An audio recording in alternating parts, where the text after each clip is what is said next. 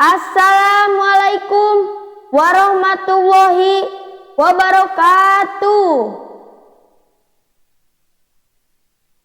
Sampurasun. Girang pangajen sugri palawargi anu kusim kuring dipihormat. Alhamdulillah halayan asmana Allah nu Maha Suci. Urang tiasa patepung lawung dina kaayaan sehat waras jagjag waringkas. Sholawat sinaring salam mugi asa terasna dilungsurkeun ka junjunan urang sadaya Kanjeng Nabi Muhammad sallallahu alaihi wasallam, ka kulawargina, natrat ka para sahabatna, ka para tabiin, tug ka urang sadayana anu salawasna mika cinta ka anjeunna.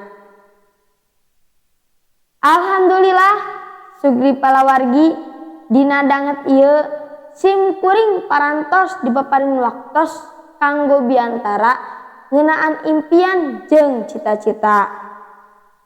Hadirin anu samelinggih, impian teh lumrah ayana ti papada urang.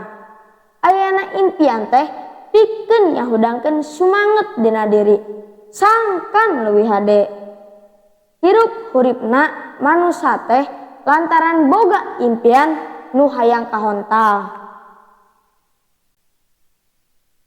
Dina prakna impian teh dibarengan jeung cita-cita. Cik, aya nu uninga. Naon ari cita-cita? Tah, cita-cita mah angan-angan urang di mana perlu tarekah pikeun ngahontalna, perlu bajuang pikeun ngawujudkeunana. Contona sapertos sim kuring hoyong janten tentara, saur pun biang sareng pun bapak, eta teh cita-cita anu kalintang hadena. Sim kuring tiasa mengabdi ka nagara, ngarojong Indonesia sangkan jadi negara anu adil palamarta, ayeun tentrem gemah ripah repeh rapi.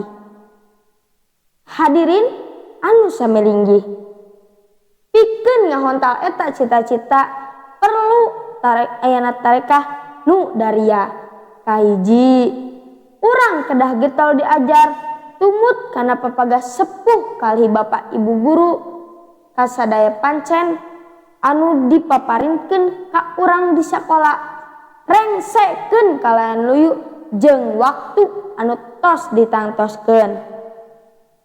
Kadua, tangtos perlu ayana latihan utamina patali jeung bina fisik sangkan awak urang tetep sehat.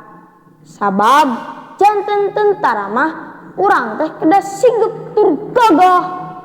Moal aya anu tiasa lulus saupami hare-hare dina latihana.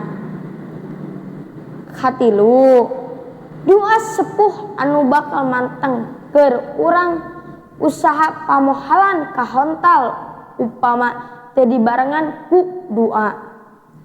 Ridona indung jeung bapa anu bakal mukakeun rahmatna Allah Subhanahu wa taala ngetrep pantau langit maparin mang pirang-pirang kasayan pikeun urang.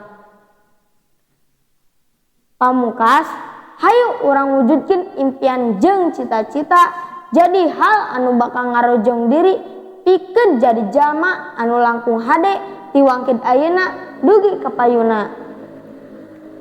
Usaha jeung cita-cita urang bakal kahontal upama daria dina nyuprih elmuna. Mung sakitu anu kapihatur, bilih aya catur kirang bukur, bilih aya basa anu nyuat manah, aya sakoteng, aya saniten, sim kuring anu ganteng neda dihapunten. Wassalamualaikum warahmatullahi wabarakatuh.